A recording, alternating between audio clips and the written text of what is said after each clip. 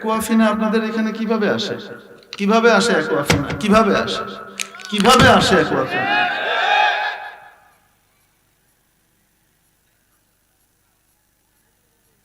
আমাদের গায়রত কোথায় গেল? আমাদের আত্মমর্যাদাবোধ কোথায় গেল? আমাদের ঈমান কোথায় গেল? এখন আমরা পেপসি, কোকা কোলা, স্প্রাইট ওদের মাল ছাড়তে পারলাম না, এখনো বাদ দিতে পারলাম না। এখনো শত্রুর পকেটে আমাদের মাধ্যমে, তাদের পণ্য কেনার মাধ্যমে পয়সা যায়।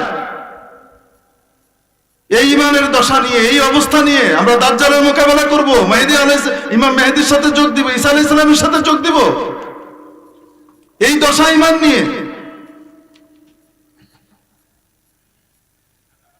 অমুসলিম না মুসলিম? বেঈমান না ঈমানদার? ঈমানদারদেরকে লক্ষ্য করে আল্লাহ তাআলা অনেক কিছু বলেছেন। যেহেতু ঈমানদাররা প্রিয় আল্লাহ তাআলা, তাই ঈমানদারদেরকে লক্ষ্য করে, এই ঈমানদাররা, এই বিশ্বাসীরা, মানে এই আমার প্রিয় বান্দারা, শোনো তোমাদেরকে একটা কথা বলি। তো কি কথা বলছেন জানেন? যে আয়াতখানা তিলাওয়াত করেছি সূরাতুত তাওবার শেষ পৃষ্ঠার আয়াত। আল্লাহ তাআলা বলছেন, যারা তোমাদের সাথে লড়তে আসে না কাফেররা, যারা লড়তে আসে এদেরকে ছেড়ে দিও না, ডান্ডা লাগাও। আর এদের ব্যাপারে নম্রতা দেখাতে যেও না, এই নম্রতা আমার কাছে প্রিয় নয়। কারণ ডাকাতের সাথে নম্রতা করা, আইন শৃঙ্খলা বাহিনী যদি ডাকাতের সাথে নম্রতা করতে যায়, এলাকায় কোনোদিন শৃঙ্খলা বলে কিছু থাকবে না। এটা ডাকাতের চেয়েও খারাপ। তো কি করতে হবে? ওয়ালিয়াজিদু ফীকুম গিলযা, অবশ্যই এদের ব্যাপারে তোমার মনের ভিতরে যেন কঠোরতা তৈরি হয়।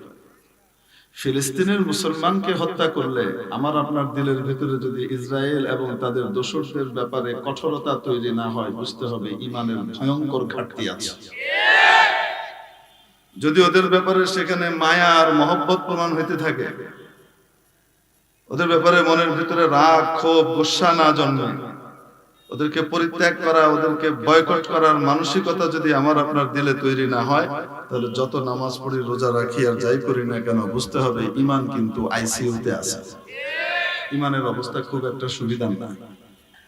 শয়তানের এক ঝাপটায় চলে যাবে, ঈমান থাকবে না। অতএব আজকে ফিলিস্তিনে যে অবস্থাগুলো চলছে, আপনারা যদি দেখেন চোখের পানি রাখতে পারবেন না। এক তো হলো বাড়িঘর ধ্বংস করে দিয়েছে, তারা এখন তাঁবুর ভিতরে এসে আছে। 5 তলা, 6 তলা, 10 তলা, 12 তলা ভবনের মালিক, বাপ ভাই মরে গেছে, বাচ্চাটা বেঁচে আছে, আরেকজনের সাথে, প্রতিবেশীর সাথে এক ক্যাম্পের ভিতরে জীবন যাপন করছে। কারো মা আছে তো বাবা নাই, কারো বাবা আছে তো মা নাই, কারো সমস্ত ফ্যামিলি সব চলে গেছে, 1-2 জন মাত্র বেঁচে আছে।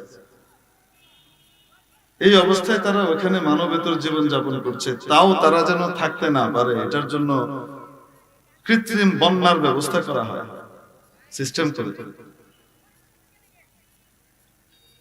একটু বৃষ্টি হলো, কত কষ্ট, তার ভিতরে পানি। হামাসের সুড়ঙ্গ থেকে হামাসকে বের করতে হবে, তাই সাগরের পানি সুড়ঙ্গে ঢুকাই দিচ্ছে বিশেষ পাম্প দিয়ে। সুড়ঙ্গ তো এদিক ওদিক যায় না, হেনতে ফুটে বেরিয়ে সেগুলা কি হইতেছে? বন্যার আকার ধারণ করতেছে। ছোট্ট ছোট্ট বাচ্চা, ছোট্ট ছোট্ট বাচ্চা ভিজা কাঁথা, ভিজা কম্বলের ভিতরে মাথা রেখে শুয়ে আছে, অর্ধেক শরীর তার পানিতে, অর্ধেক শরীর তার কোথায় মাটি। এই দশা, এই অবস্থা দেখবার পরেও যদি কারো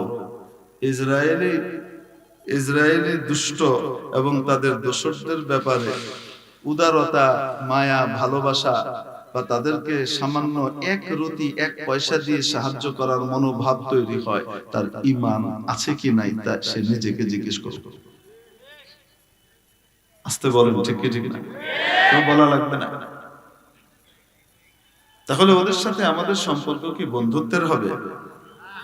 ইসরায়েল আর তার দোসরদের সাথে আমাদের সম্পর্ক বন্ধুত্বের না মুকাতা, বয়কট? যদি তাই হয়, লড়াই কি শেষ হয়ে গেছে? অ্যাকোয়াফিনা আপনাদের এখানে কিভাবে আসে? কিভাবে আসে অ্যাকোয়াফিনা? কিভাবে আসে? কিভাবে আসে অ্যাকোয়াফিনা?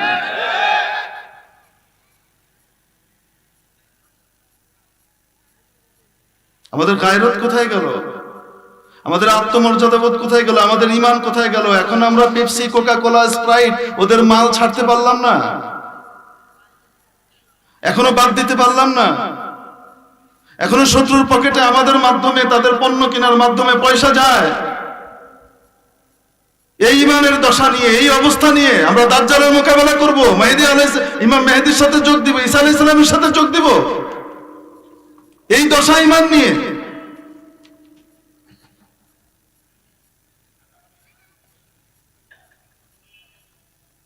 কিনলে অ্যাকুয়াফিনা, এই পানিগুলা হলো ওদের পানি। পেপসি কোম্পানির পানি কি? অ্যাকুয়াফিনা। কিনলে হলো কার পানি? কোকা কোলাদের পানি। যখন গোটা পৃথিবীর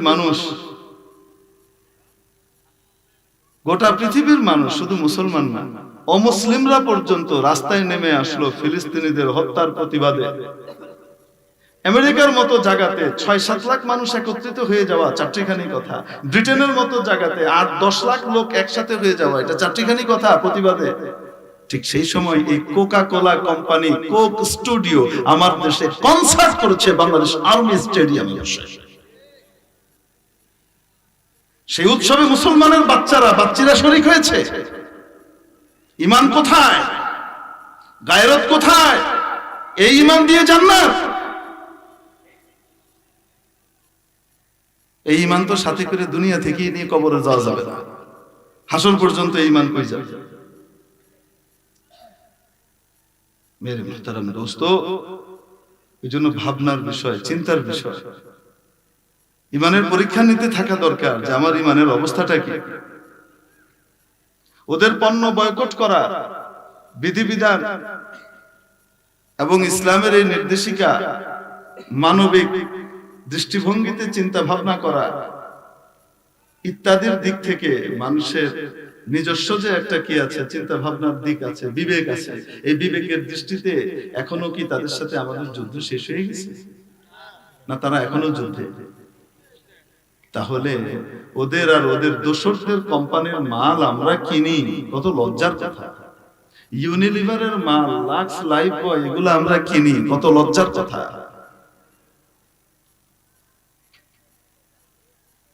আমরা নেসলে কোম্পানির জিনিস এখনো কিনি, কত লজ্জার কথা। এখনো পর্যন্ত আমরা বাটাকে ছাড়তে পারলাম না, কত লজ্জার কথা। আল্লাহ তাআলা আমাদেরকে ঈমানি হায়া আর লজ্জা নসিব করেন। কারণ নবীজি বলেছেন ঈমানের বিদ'উ ওয়া সিত্তুনা শু'বা, ঈমানের ৬০-এর অধিক কি আছে, শাখা আছে। এক নম্বর হলো ঈমান, লা আশহাদু আল্লা ইলাহা ইল্লাল্লাহ ওয়া আশহাদু আন্না মুহাম্মাদান আবদুহু ওয়া রাসূলুহু, ক্বাউলু লা ইলাহা ইল্লাল্লাহ ওয়া আন্না মুহাম্মাদান রাসূলুল্লাহ। এই হলো এক। সর্বশেষ ইমাতাতুল আযা আনিত তরিক, রাস্তা থেকে কষ্টদায়ক জিনিস সরিয়ে দেওয়া। সেই রাস্তা দিয়ে কাফের চলুক, মুশরিক চলুক, খ্রিস্টান চলুক, হিন্দু চলুক, মুসলমান চলুক, যেই চলুক না কেন, রাস্তায় কষ্টদায়ক জিনিস আছে। একটা কলার ছিলকা পড়ে আছে, যে কেউ এখানে পা পিছলে আছাড় খেয়ে ক্ষতিগ্রস্ত হতে পারে, সরিয়ে দেওয়া ঈমানের অঙ্গ, ঈমানের সর্বশেষ। তারপরে মাঝামাঝি গুরুত্বপূর্ণ একটা অংশের কথা নবীজি বললেন, ওয়াল হায়াউ শু'বাতুম মিনাল ঈমান, লজ্জা ঈমানের অন্যতম একটি অঙ্গ।